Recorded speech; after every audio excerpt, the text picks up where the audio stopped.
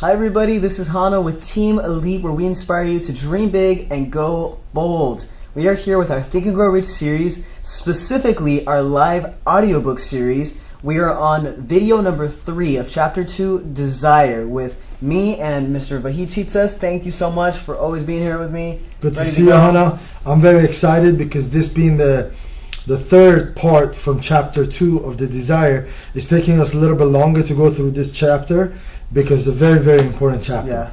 Yeah. And that's why we're doing this. And if anybody's got any comment or any question, let us know on the bottom of the video so we could address it and probably put our 2 cents into it. Mm-hmm. And we'll see if we can bounce some ideas back and forth. But go ahead, Hana. We're waiting for part 3. Yeah, let's do it, guys. All right, you may as well know right here that you can never have riches in great quantities unless you can work yourself into a white heat of desire for money and actually believe you will possess it. You may as well know also that every great leader from the dawn of civilization down to the present was a dreamer. Christianity is the greatest potential power in the world today because its founder was an intense dreamer who had the vision and the imagination to see realities in their mental and spiritual form before they had transmuted it into physical form. If you do not see great riches in your imagination, you will never see them in your bank balance. So it's got to be up here first. It's got to be in your mind first. Never in the history of America has there been so great an opportunity for practical dreamers as now exists. The 6-year economic collapse has reduced all men substantially to the same level.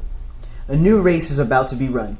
The stakes represent huge fortunes which will be accumulated within the next 10 years.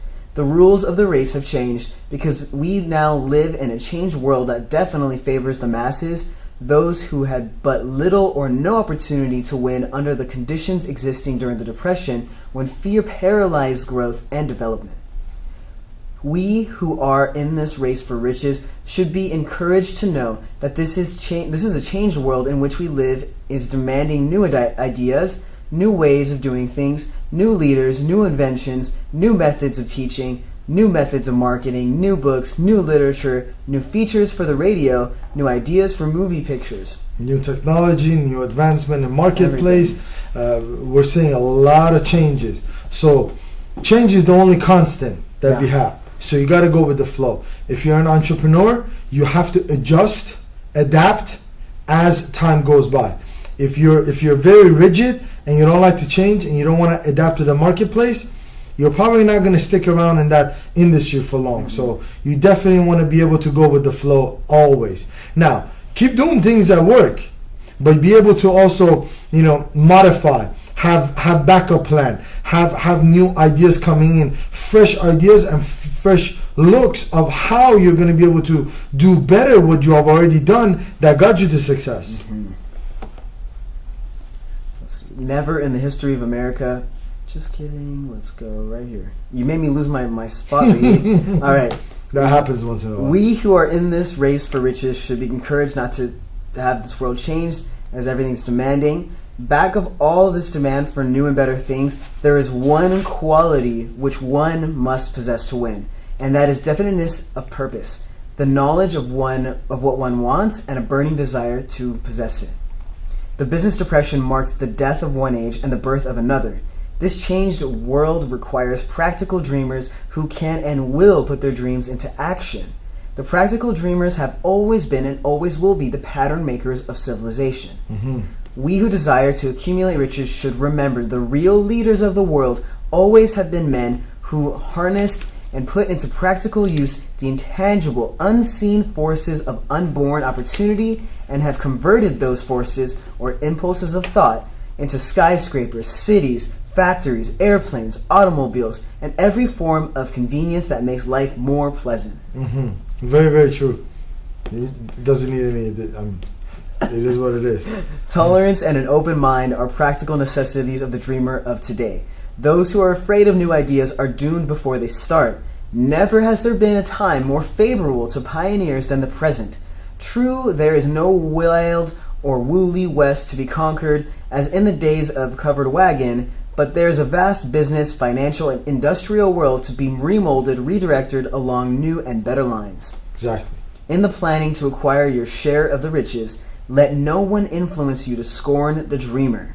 To win the big stakes in this changed world, you must catch the spirit of the great pioneers of the past whose dreams have been given to civilization all that it has of value, the spirit which serves as the lifeblood of our own country, your opportunity, and mine to develop and market our talents. So what's talking about is like, don't let dream stealers steal your dream. Yeah. And they come in a very, very practical form. They come in a form of loved ones. Mm-hmm. Mom, dad, brother, sister, best friend, neighbor, girlfriend, boyfriend. They come in. And they are they make very good rational, arguments of how and why you shouldn't be in that field that you are. So don't let dream stealers come around and steal your goals and dreams and vision for the future. Mm-hmm. Very, very important. Let us not forget, Columbus dreamed of an unknown world, staked his life on the existence of such a world, and discovered it. Mm-hmm. Copernicus... Talk about manifestation of what you think. Your thoughts are things. And we're talking about a continent here. Mm-hmm. Very, very important. Copernicus, the great astronomer, dreamed of a multiplicity of worlds and revealed them. No one denounced him as impractical after he had triumphed. Instead, the world worshipped at his shrine, thus proving once more that success requires no apologies, failure permits no alibis. If the thing you wish to do is right and you believe in it, go ahead and do it. As long as it does not violate anybody else's rights. Exactly. Put your dreams across and never mind what they say if you meet with temporary defeat, for they, perhaps, do not know that every failure brings with it the seed of an equivalent success. So every temporary defeat, every failure brings with itself the seed for the future winnings, for the future success. And that's the way that a lot of people think about it. When they see a failure, they take it as a failure. Mm-hmm. No, it's not. It's just, the plan that you had did not work. Or circumstances changed and you weren't you weren't adapting fast enough to it. Yeah. So it's okay. You pick yourself off, dust it off, right? And then you try it again. But this time your eyes are open. And here's what ends up happening, Hana. When individuals have a lot of distracting things happening in their lives, they're not able to focus and redo their planning. So that's why we're talking about burning desire, 100% focus, and picking one goal and going after like a heat-sinking missile. So you cut off all the distractions. And what you see when you take your eyes off of your goals are called distractions. Mm-hmm. That's what you see. That's why it's very important. Failure is a fantastic one. You can go through failures and become successful. So the path to success is through failures. So don't let a few setbacks set you really back. Those are just seeds. Those are those are things that will help you to be able to be successful. Nice, guys. You guys better quote that. The path to success is failure. Please, we're going to put that on the bottom because that was good, guys. Let's go. Henry Ford, poor and uneducated, dreamed of a horseless carriage, went to work with what tools he possessed without waiting for the opportunity to favor him, and now evidence of his dream belts the entire earth. He has put more wheels into operation than any man who ever lived because he was not afraid to back his dreams. Thomas Edison dreamed of a lamp that could be operated by electricity, began where he stood to put his dream into action, and despite more than 10,000 failures, he stood by that dream until he made it. So that's evidence right there that you go through failures to get to success. It's not like there's no other path. That's just the way it is. And Edison did that. And here's what I have problem with history, Hana. There are so many other examples that you and I have not had the opportunity to hear about. Mm-hmm. We hear about light bulb and Edison and everything else because light bulb has affected our lives so much. Right. Other things have affected our lives, but imagine the first cell phone. Mm-hmm. Imagine the first laptop. Imagine the first computer. Imagine the first, Tesla is coming out with cars that drive themselves. Yep. I mean, think about all those things. There's so many other people that have gone through these failures and temporary defeats, and then they got to the success. But you and I only see the final product. Yep. We don't see the due process. But the due process is the determining factor for individuals being successful. Practical dreamers do not quit. Wellen dreamed of a chain of cigar stores, transformed his dream into action, and now the United Cigar Stores occupy the best corners in America. Lincoln dreamed of a freedom for the black slaves, put his dream into action, and barely missed living to see a united North and South translate his dream into reality. He got killed the day after. So the burning desire for Lincoln was that much. I mean, if you look at his autobiography, I mean, I don't think that there are not many presidents that have failed that many times and finally they became president. But one thing that I'm gonna say about Lincoln is this: within the radius of, I believe, 50 miles of his house, there weren't that many books that he did not read. And you got to think about it, back then there was no Kindle, back then there was no audiobook, back then there was no YouTube, right? So the only way for people to transfer their information to others, or their thoughts, or their lifelong success or stories or whatever it was for them to write the book and be able to distribute it. But the printing process wasn't as it is today, where they could produce it in masses, give it to China and then comes back in a container and you distribute it really, really cost effectively, right? So Lincoln read all the books that were around him within a 50 miles of radius of his house. And he literally had to walk. I mean, just think about that. If I would told you, Hannah, there's somebody that's got a book, right? We live in Woodland Hills, right? Let's say from our office in Woodland Hills, you wanted to go to downtown. From here to downtown is about 27 miles. You have to walk 27 miles to meet the person who's got that book, to borrow that book and read it. How much determination do you have to have? And then people wonder why he was the president. Would you walk 27 miles or take a bike? I'm okay with that, right? Take or ride your horse. I'm okay. 27 miles to read a book. That's how determined he was to gain knowledge. So if you're not number one in your field, that means you're not studying your field enough. Yeah. That's what it's about. Go ahead.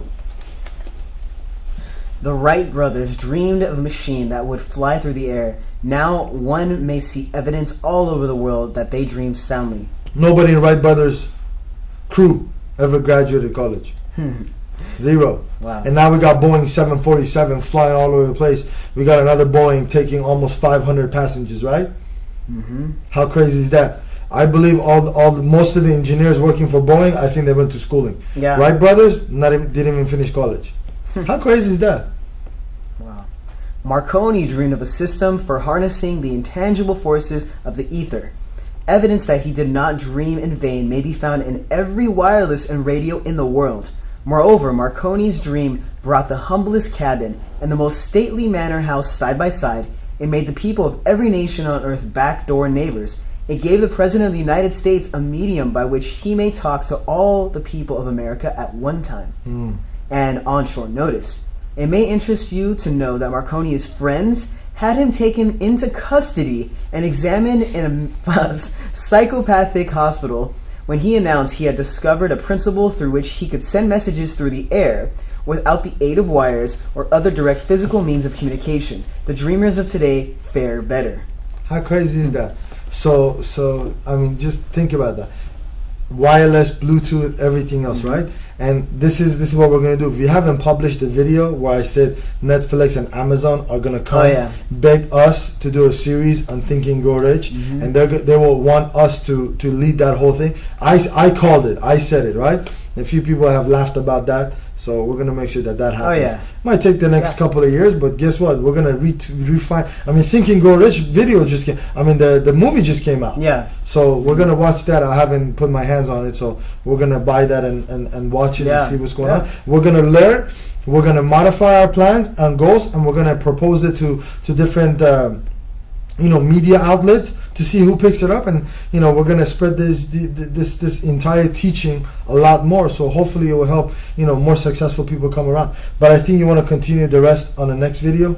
Yeah, let's do that, guys. Okay, so we already have done 3 videos on chapter number 2, Desire. And we're not even done. We're not even done close. We got about 15 more pages to go. That's right. So we're going to go back Number 4, get ready for it. And we're going to see you guys next time. Once again, if you like the video, please like, subscribe, comment below. Instagram account, yeah. Napoleon.Hill or at Team Elite, whichever one you get a hold of. Comment, questions, let us know what's up. Beautiful, guys. See you. Take care next time.